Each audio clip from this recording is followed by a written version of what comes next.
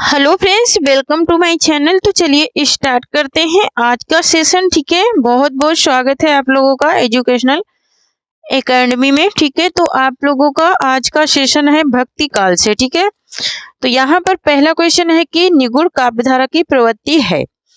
निगूढ़ काव्यधारा की प्रवृत्ति कौन सी है? वात्सल रस की प्रधानता, प्रकृति पर चेतना, सत्ता का आरोप, रूढ़ियों एवं अंडमारों का विरोध, या फिर आशादाता की प्रशंसा। तो यहाँ पर प्रवृत्ति नहीं होना चाहिए था। ठीक है, क्या यहाँ पर नहीं होना चाहिए था? ठीक है नहीं। तो यहाँ पर रूढ़ियों एवं अंडमारों का विरोध, ठीक है, इसमें नहीं है। ठीक है, नेक्स्ट क्वेश्चन देखेंगे। नेक्स्ट है कि चंदी चरित किसकी रचना है? गुरु गोविंद सिंह की, अर्जुन देव की, रामदास की, या फिर अंगद की। ठीक है, तो यहाँ पर इसका राइट आंसर हो जाएगा हमारा क्या? ऑप्शन नंबर आ, गुरु गोविंद सिंह की ये रचना है चंडी चरित्र। नेक्स्ट क्वेश्चन है कि ज्ञान बोध के रचनाकार कौन है? सूरदास है, मलुकदास है, रज्जब है, या फिर इनमें से कोई नहीं है। तो यहाँ पर इसका राइट आंसर हो जाएगा हमारा ऑप्शन नंबर बा हो जाएगा, मलुकदास की रचना है ये ज्ञान बोध। ठीक है, नेक्स्ट क्वेश्चन देखेंगे। नेक्स्ट है कि नीमा किस कवि की माता का नाम है? ठीक है, नीमा किस कवि की माता का नाम है? किस कवि की माता का नाम नीमा है? रहीमदास की, सूरदास की, कबीरदास की, या फिर मलुकदास की। तो यहाँ पर हम लोग देखेंगे तो नीमा किसकी माता का नाम है? कबीरदास की माता का नाम है नीमा। नेक्स्ट क्वेश्चन देखेंगे। नेक्स्ट है कि ज्ञानाश्रयी निगूढ़ काव्यधारा का दार्शनिक आधार क्या है? ठीक है, शुद्धाद्वैतवाद, विशिष्टाद्वैतवाद, द्वैतवाद, या फिर अद्वैतवाद। तो यहाँ पर इसका राइट आंसर हो जाएगा हमारा ऑप्शन नंबर द अद्वैतवाद है ज्ञानाश्रयी निगूढ़ काव्यधारा का दार्शनिक आधार। नेक्स्ट क्वेश्चन है कि रैदास का दूसरा नाम है। रैदास का दूसरा नाम क्या है? हरिदास, रविंद्रदास, रविदास, या फिर दादू। तो यहाँ पर इसका राइट आंसर हो जाएगा ऑप्शन नंबर सा, रविदास है नाम रैदास का। ठीक है, नेक्स्ट क्वेश्चन है कि प्रभु जी तुम चंदन हम पानी, ये पंक्तियां किसने लिखी? नामदेव ने, कबीर ने, रैदास ने, या फिर दादू ने। तो ये पंक्तियां किसने लिखी थी? रैदास ने लिखी थी। प्रभु जी तुम चंदन हम पानी, जाके अंग अंग बस समानी। चित्रावली किसकी रचना है? उस्मान की, शेख नबी की, कशिक शाह की, या फिर नूर मोहम्मद की। तो यहाँ पर इसका राइट आंसर हो जाएगा हमारा ऑप्शन नंबर आ, ये उस्मान की रचना है चित्रावली। नेक्स्ट क्वेश्चन देखेंगे। नेक्स्ट है कि निम्न में से किस कवि ने सिर्फ अवधी भाषा में ही रचना की? किस कवि ने सिर्फ अवधी भाषा में ही रचना की? कबीर ने, तुलसी ने, सूरदास ने, या फिर जयसी ने। तो किसने सिर्फ अवधी में रचना की थी? तो किसने की थी? जयसी ने की थी सिर्फ अवधी भाषा में रचना। नेक्स्ट क्वेश्चन है कि कहरनामा किसकी रचना है? कहरनामा किसकी रचना है? मुल्ला दाऊद की, सूरदास की, कुतुबन की, या फिर जयसी की। है ना, बात हो रही कहरनामा की। तो ये कहरनामा किसकी रचना है? ये जयसी की रचना है। नेक्स्ट है हिंदी का प्रथम सूफी कवि कौन है? प्रथम मतलब कि पहला, मुल्ला दाऊद, जयसी, मुल्ला वजही, या फिर कुतुबन। तो यहाँ पर इसका राइट आंसर हो जाएगा हमारा ऑप्शन नंबर आ हो जाएगा, मुल्ला दाऊद। मुल्ला दाऊद क्या है? प्रथम सूफी कवि हैं। नेक्स्ट है कि निरंजनी संप्रदाय के प्रवर्तक कौन है? निरंजनी संप्रदाय के प्रवर्तक कौन है? दादू दयाल, हरिदास, गरीबदास, या फिर सुंदरदास। तो निरंजनी संप्रदाय के जो प्रवर्तक हैं वो है कौन? हरिदास हैं। कौन है? हरिदास हैं। नेक्स्ट देखेंगे। नेक्स्ट क्वेश्चन है कि सूफी कवियों का सबसे प्रिय अलंकार है। सूफी कवियों का सबसे प्रिय अलंकार कौन सा है? वक्रोक्ति, समासोक्ति, अनुप्रयास, या फिर श्लेष। तो यहाँ पर इसका राइट आंसर हो जाएगा हमारा क्या? ऑप्शन नंबर बा हो जाएगा, समासोक्ति। कौन सा है? तो समासोक्ति अलंकार है। ठीक है, नेक्स्ट देखेंगे।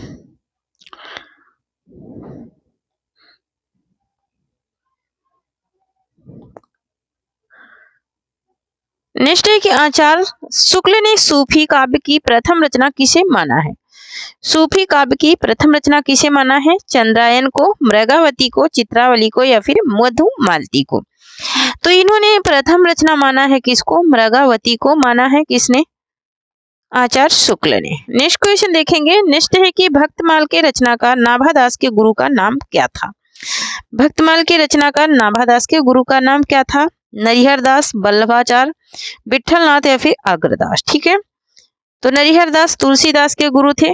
ठीक है, और यहाँ पर पूछ रहा है नाभादास के गुरु, तो नाभादास के गुरु कौन थे? तो वो थे कौन? अग्रदास थे। कौन थे? अग्रदास थे। नेक्स्ट क्वेश्चन देखेंगे। नेक्स्ट है कि रामचरितमानस नामक महाकाव्य की रचना शैली है। इसकी रचना शैली क्या है? दोहा चौपाई की शैली है या फिर वर्वे शैली है या फिर मनसनवी शैली है या फिर इनमें से कोई नहीं है? तो यहाँ पर इसका राइट आंसर हो जाएगा हमारा ऑप्शन नंबर आ, दोहा चौपाई शैली में लिखा गया है रामचरितमानस। नेक्स्ट क्वेश्चन देखेंगे। नेक्स्ट है कि भक्ति आंदोलन को दक्षिण से उत्तर भारत में लाने का श्रेय किसको है? भक्ति आंदोलन को दक्षिण से उत्तर भारत में लाने का श्रेय किसे जाता है? संत नामदेव को, संत रामादास को, संत एकनाथ को या फिर संत कबीर को? तो यहाँ पर इसका राइट आंसर हो जाएगा हमारा ऑप्शन नंबर बा हो जाएगा संत रामादास को। किसको जाता है? संत रामादास को जाता है। नेक्स्ट क्वेश्चन है कि सूरदास को जीवनो उत्सव का कवि किसने कहा? सूरदास को जीवनो उत्सव का कवि किसने कहा? रामचंद्र शुक्ल ने, हजारी प्रसाद द्विवेदी ने, महावीर प्रसाद द्विवेदी ने या फिर मैथिली शरण गुप्त ने? तो यहाँ पर इसका राइट आंसर हो जाएगा हमारा ऑप्शन नंबर आ, सूरदास को किसने कहा था जीवनोत्सव का कवि? तो रामचंद्र शुक्ल ने कहा था। नेक्स्ट क्वेश्चन देखेंगे। नेक्स्ट है कि तुलसीदास किस दार्शनिक मत के भक्त थे? तुलसीदास किस दार्शनिक मत के भक्त थे? अद्वैतवाद के, शुद्धाद्वैतवाद के, द्वैतवाद के या फिर विशिष्टाद्वैतवाद के? तो तुलसीदास जिस मत के भक्त थे वो मत कौन था? तो विशिष्टाद्वैतवाद था। ठीक है, कौन था? विशिष्टाद्वैतवाद था। नेक्स्ट है कि रामचरितमानस के ज्ञान दीपक प्रसंग किस कांड में वर्णित है? ज्ञान दीपक प्रसंग किस कांड में वर्णित है? उत्तर कांड में, अयोध्या कांड में, बाल कांड में या फिर अरण्य कांड में? तो यहाँ पर इसका राइट आंसर हो जाएगा हमारा ऑप्शन नंबर आ, उत्तर कांड में वर्णित है। ठीक है, नेक्स्ट क्वेश्चन देखेंगे। नेक्स्ट है कि तुलसीदास द्वारा शारीरिक पीड़ा से मुक्त हेतु लिखा गया ग्रंथ है। इनके जब शारीरिक पीड़ा थी, मतलब एक हाथ में बहुत ज्यादा पीड़ा थी, तो इन्होंने कौन सा ग्रंथ लिखा था? रामलला नच्छू, बरवे रामायण, हनुमान बाहुक या फिर विनय पत्रिका? तो इन्होंने क्या लिखा था? हनुमान बाहुक। हनुमान बाहुक इन्होंने लिखा था। नेक्स्ट क्वेश्चन देखेंगे। नेक्स्ट है कि कृष्ण गीतावली किसकी रचना है? मीराबाई की, सूरदास की, रसखान की या फिर तुलसीदास की? तो कृष्ण गीतावली किसकी रचना है ये पूछ रहा है। तो यहाँ पर इसका राइट आंसर हो जाएगा ऑप्शन नंबर द, तुलसीदास की ये रचना है। नेक्स्ट क्वेश्चन देखेंगे। नेक्स्ट है कि तुलसी के गुरु का नाम क्या था? तुलसीदास के गुरु कौन थे? रामानंद, नरहरियानंद, रामानुजाचार्य और या फिर रामानंद? तो यहाँ पर इसका राइट आंसर हो जाएगा ऑप्शन नंबर बा, नरिहरियानंद थे। ठीक है, नरिहरनंद थे। नेक्स्ट क्वेश्चन है कि भक्ति मार्ग में सर्वप्रथम जाति पाति का भेदभाव निरर्थक माना। किसने जाति पाति का भेदभाव निरर्थक माना? रामानंद ने, कबीर ने, रैदास ने या फिर दादू दयाल ने? तो यहाँ पर इसका राइट आंसर हो जाएगा हमारा ऑप्शन नंबर बा हो जाएगा, कबीर ने। किसने माना था? तो कबीर ने माना था। नेक्स्ट देखेंगे। नेक्स्ट है कि इनमें से कौन सी रचना अवधी भाषा की नहीं है? कौन सी रचना अवधी भाषा की नहीं है? रामचरितमानस, पद्मावत या फिर विनय पत्रिका या फिर चंद्रायन? अवधी भाषा की नहीं है वो पूछा जा रहा है। तो यहाँ पर इसका राइट आंसर हो जाएगा हमारा क्या? ऑप्शन नंबर सा हो जाएगा, विनय पत्रिका। विनय पत्रिका अवधि में नहीं, ये ब्रज में लिखी है। ठीक है, नेक्स्ट क्वेश्चन है कि तुलसीदास की किस रचना का संबंध ज्योतिष से है? रामलला नच्छू का, जानकी मंगल का, हनुमान बाहु का या फिर रामाज्ञा प्रश्नावली का? तो यहाँ पर इसका राइट आंसर हो जाएगा हमारा ऑप्शन नंबर द, रामाज्ञा प्रश्नावली का। रामाज्ञा प्रश्नावली का संबंध किससे है? ज्योतिष से है। नेक्स्ट क्वेश्चन देखेंगे। नेक्स्ट है कि तुलसीदास को चलता फिरता तुलसी तरु किसने कहा था?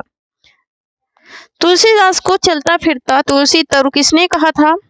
प्रियादास ने, रघुवर दास ने, या फिर नाभानंद ने, नाभादास ने, या फिर मधुसूदन सरस्वती ने। ठीक है, तो यहाँ पर इसका राइट आंसर हो जाएगा वो कौन थे इनको चलता फिरता तरु कहने वाले? तो मधुसूदन सरस्वती थे। नेक्स्ट है कि तुलसीदास जी ने भी भरम गीत परंपरा के अंतर्गत भरम गीत की रचना की है, जो संकलित है। जो किसमें संकलित है? जानकी मंगल में, कृष्ण गीतावली में, या फिर कवितावली में। तो यहाँ पर इसका राइट आंसर हो जाएगा हमारा क्या? ऑप्शन नंबर बा हो जाएगा, कृष्ण गीतावली में संकलित है। नेक्स्ट क्वेश्चन देखेंगे। नेक्स्ट है कि रसखान का वास्तविक नाम था। रसखान का वास्तविक नाम क्या था? नसीम खान, या फिर अली मोहम्मद, या फिर अब्दुल, या फिर सैयद इब्राहिम। तो इनका वास्तविक नाम था क्या? सैयद इब्राहिम था। किसका? रसखान का। नेक्स्ट क्वेश्चन देखेंगे। नेक्स्ट है कि तुलसीदास द्वारा रचित कौन सा ग्रंथ दार्शनिक माना गया है? कौन सा ग्रंथ है जो दार्शनिक माना गया है? कृष्ण गीतावली, दोहावली, हनुमान बहुक, या फिर वैराग्य संदीपनी। तो यहाँ पर इसका राइट आंसर हो जाएगा हमारा ऑप्शन नंबर द वैराग्य संदीपनी को माना गया है दार्शनिक। नेक्स्ट क्वेश्चन है कि भक्ति काव्य का भारतीय चिंता धारा का स्वाभाविक विकास किसने कहा है?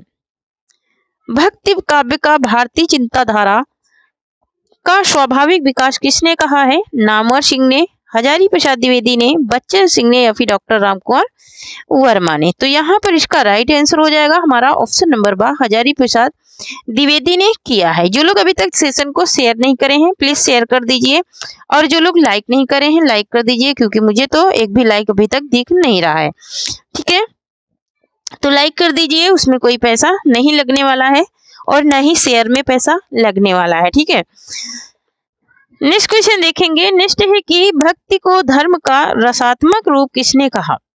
भक्ति को धर्म का रसात्मक रूप किसने कहा? आचार्य रामचंद्र शुक्ल ने, गियर्सन ने, हजारी प्रसाद द्विवेदी ने, या फिर मिश्र बंधु ने। ठीक है, तो यहाँ पर इसका राइट आंसर हो जाएगा भक्ति को रसात्मक रूप किसने माना है या फिर किसने कहा है? तो वो कहा है किसने? आचार्य रामचंद्र शुक्ल ने कहा है। ठीक है, नेक्स्ट क्वेश्चन देखेंगे। नेक्स्ट है कि रुद्र संप्रदाय के प्रवर्तक हैं। रुद्र संप्रदाय के प्रवर्तक कौन है? मध्वाचार्य हैं, निम्बार्काचार्य हैं, या फिर विश्व स्वामी हैं, या फिर रामानुजाचार्य हैं। तो यहाँ पर इसका राइट आंसर हो जाएगा हमारा क्या? ऑप्शन नंबर सा हो जाएगा, विष्णु स्वामी है रुद्र संप्रदाय के प्रवर्तक। नेक्स्ट है कि अलवार महिला संत का नाम है। अलवार महिला संत का नाम क्या है? अपाला है, गर्गी है, राबिया है, या फिर अंडाल है।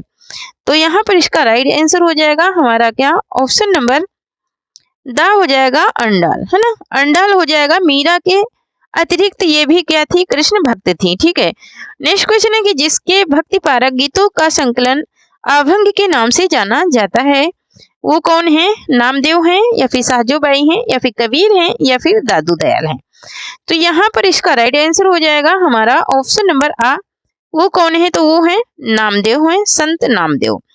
नेक्स्ट है कि मूल गोसाई चरित्र के रचनाकार हैं।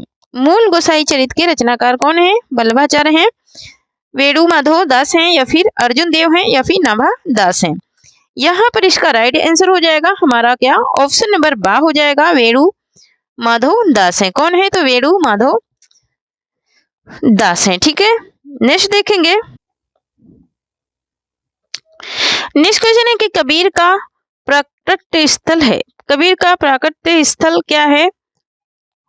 लहरपुर है, या फिर लहर तारा है, या फिर लहर नगर है, या फिर लहरिया है। ठीक है, क्या हो जाएगा इसका राइट आंसर? तो यहाँ पर इसका राइट आंसर हो जाएगा हमारा क्या? इसका राइट आंसर हो जाएगा ऑप्शन नंबर बा, लहर तारा। क्या हो जाएगा? लहर तारा हो जाएगा। नेक्स्ट क्वेश्चन देखेंगे। नेक्स्ट है कि किसे राजपुताना का संत कहा जाता है? किसे राजपुताना का संत कहा जाता है? मलुकदास को, दादू दयाल को, मिस्की नंदास को, या फिर कबीर को। ठीक है, किसको कहा जाता है? तो यहाँ पर इसका राइट आंसर हो जाएगा हमारा ऑप्शन नंबर बा हो जाएगा, दादू दयाल को कहा जाता है राजपुताने का संत।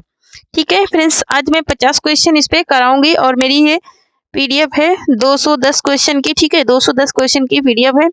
तो हम लोग इसको 4 भाग में कंप्लीट करेंगे। ठीक है, 4 भाग में हम लोग इसको कंप्लीट करेंगे। तो चैनल पे बने रहिए और जो लोग अभी तक सब्सक्राइब नहीं करे हैं प्लीज सब्सक्राइब कर लीजिए। नेक्स्ट क्वेश्चन है कि दादू दयाल की शिष्य परंपरा के किस संत ने सत्यनामी संप्रदाय चलाया? किसने सत्यनामी संप्रदाय चलाया था? तो जगजीवन दास ने, या फिर संत दास ने, या फिर जगन्नाथ दास ने, या फिर सुंदर दास ने। तो यहाँ पर इसका राइट आंसर हो जाएगा ऑप्शन नंबर आ, जगजीवन दास ने चलाया था शिष्य परंपरा।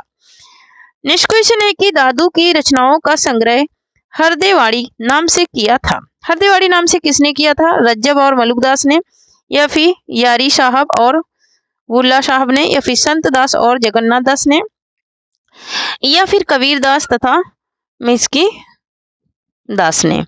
तो यहाँ पर इसका राइट आंसर हो जाएगा हमारा क्या? ऑप्शन नंबर शाह हो जाएगा, संत दास और जगन्नाथ दास ने। किसने किया था? संत दास और जगन्नाथ दास ने किया था। नेक्स्ट है कि नामवर नमाल, यहाँ पर नमाल नहीं होगा, अलवार होना चाहिए। अलवार गीतों, यहाँ पर नमाल नहीं, टाइपिंग मिस्टेक है। ठीक है, टाइपिंग मिस्टेक है। अलवार के गीतों का सबसे पहले संपादन किसने किया था?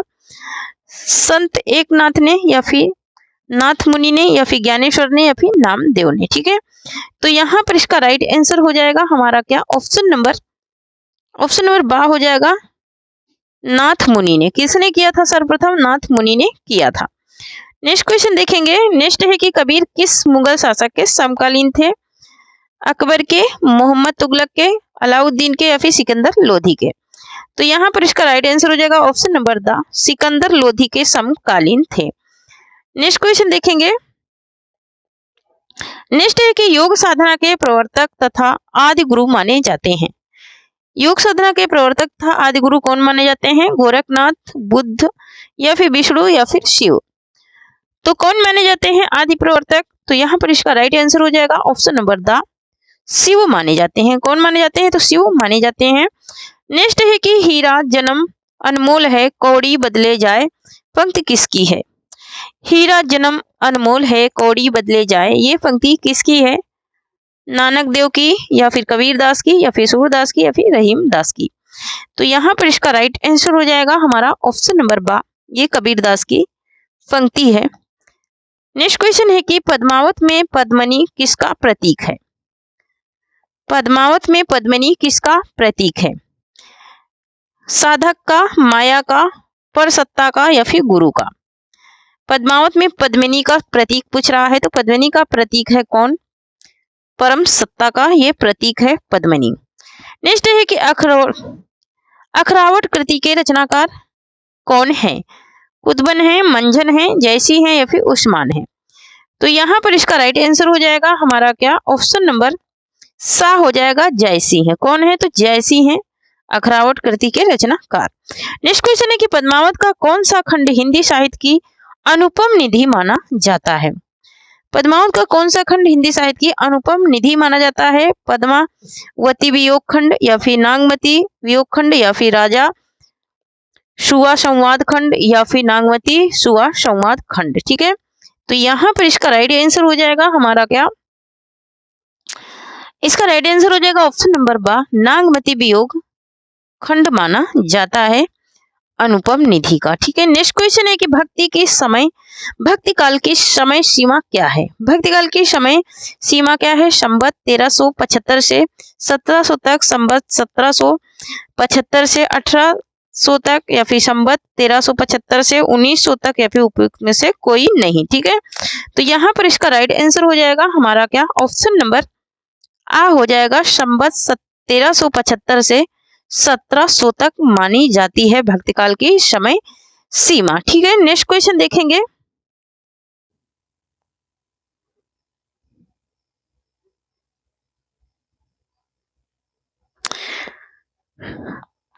नेक्स्ट है कि अर्षभ के किस भक्ति कवि ने प्रख्यान परंपरा का काव्य ग्रंथ लिखा?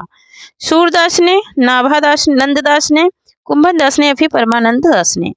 तो यहाँ पर इसका राइट आंसर हो जाएगा हमारा ऑप्शन नंबर बा, नंद दास ने। किसने लिखा? तो नंद दास ने लिखा। नेक्स्ट क्वेश्चन है कि भक्त नामावली के लेखक हैं।